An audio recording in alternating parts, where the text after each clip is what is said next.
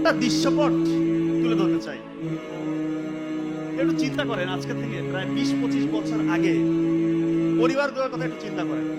সন্ধ্যা হয়ে গেলে আমাদেরই আমরা দেখেছি যে বাবা আমাদেরকে নিয়ে বসেছে, একটু লেখাপড়া করাচ্ছে, মা হয়তো রান্নার কাজে একটু ব্যস্ত, বাচ্চারা একটু দুষ্টামি করলে মুরব্বীরা একটু ডাক দিচ্ছে।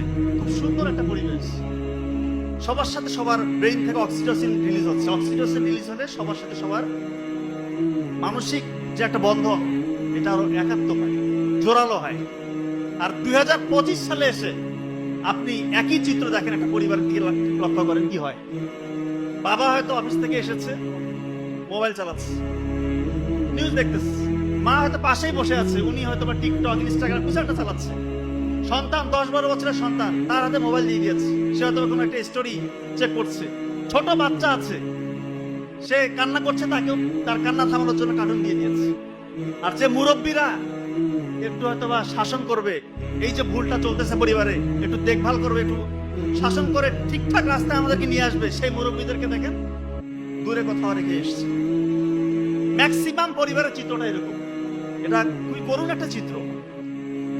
বিজ্ঞানীরা এখন বলছে যে এই যে বাচ্চাদেরকে আপনারা কার্টুন দিচ্ছেন, যারা কার্টুন দেখে সেই বাচ্চাদের ব্রেইন থেকে ডোপামিন নামের একটা পদার্থ রিলিজ হয়, বের হয়।